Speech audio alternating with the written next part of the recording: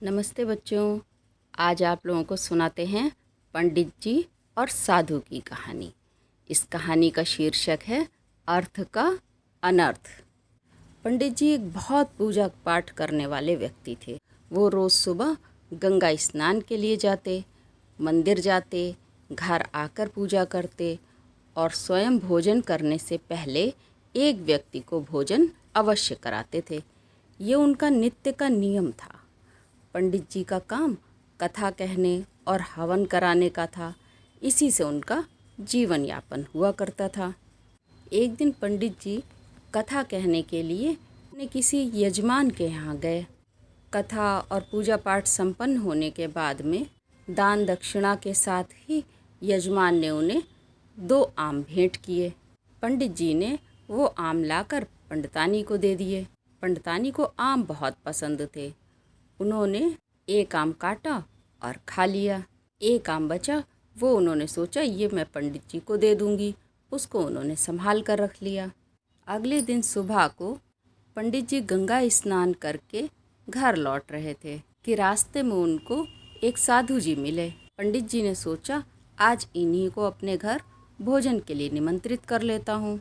उन्होंने साधु जी से भोजन के लिए पूछा और उनको लेकर घर आ गए। घर आकर पंडित जी ने पंडितानी से कहा कि साधु जी आए हैं, तुम भोजन की व्यवस्था करो। पंडितानी बोली ठीक है। पंडित जी बोले कि कल यजमान के यहाँ से जो 2 आम मिले थे उनमें से एक आम साधु महाराज को दे देना। पंडितानी बोली ठीक है। अब पंडितानी ने कह तो दिया, लेकिन वो ये सोचने लगी कि अब मैं आम लाऊं कहाँ से। एक तो मैंने कल रात ही खा लिया था और दूसरा पंडित जी गंगा स्नान करने गए थे, उस समय मेरा मन बहुत हुआ आम खाने का, तो मैं वो भी खा चुकी हूँ। थोड़ी देर सोचने के बाद में पंडितानी को एक उपाय समझ में आ गया, जिससे ना तो पंडित जी को आमों के बारे में कुछ पता चले और ना ही साधु को आम देने पड़े। पंडितानी ने पंडित जी को अंदर बुलाया और बोली छुरी की धार बहुत बेकार हो गई है, आप आंगन में पड़े पत्थर से ज़रा इसकी धार तेज़ कर लाएं, जिससे आम आसानी से और सफाई से कट सकें। पंडित जी बोले ठीक है, लाओ छुरी दो। पंडितानी ने छुरी दे दी। अब पंडित जी छुरी की धार तेज़ करने के लिए पत्थर की ओर चले। इधर पंडितानी पहुंची साधु महाराज के पास। साधु जी को प्रणाम करके पंडितानी बोली महाराज, आप कैसे पंडित जी की बातों में आ गए? आजकल पंडित जी को पता नहीं क्या दिक्कत हो गई है कि वो रोज़ सुबह किसी न किसी व्यक्ति को भोजन कराने के बहाने से अपने घर निमंत्रित कर लेते हैं और फिर उसके कान काट लेते हैं। साधु महाराज को कुछ समझ में नहीं आया। वो चौंक के पंडितानी की तरफ देखने लगे। पंडितानी बोली यदि आपको विश्वास नहीं है तो आप देखिए। पंडित जी पत्थर के ऊपर छुरी की धार तेज कर रहे हैं। साधु महाराज ने देखा तो वो तो सकते में आ गए।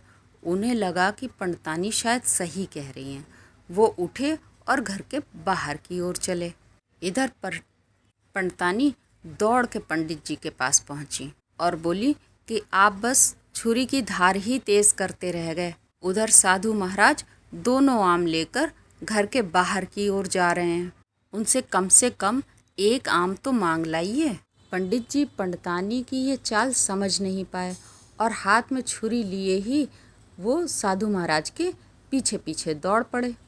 वो आवाज़ लगाते रहे लेकिन साधु महाराज नहीं रुके। अब पंडित जी बोले अरे 2 नहीं, कम से कम 1 तो दे जा।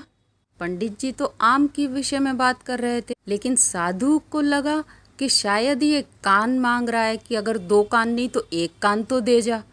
अब साधु महाराज ने अपने दोनों कान दोनों हाथों से दबाए और जल्दी जल्दी दौड़ते हुए निकल गए। दोनों ही एक दूसरे की बात ढंग से समझ नहीं पाए और हो गया अर्थ का अनर्थ। ठीक है बच्चों, फिर मिलते हैं अगली कहानी में। अगर आप लोगों को कहानी अच्छी लगी हो तो इस चैनल को लाइक और सब्सक्राइब करें।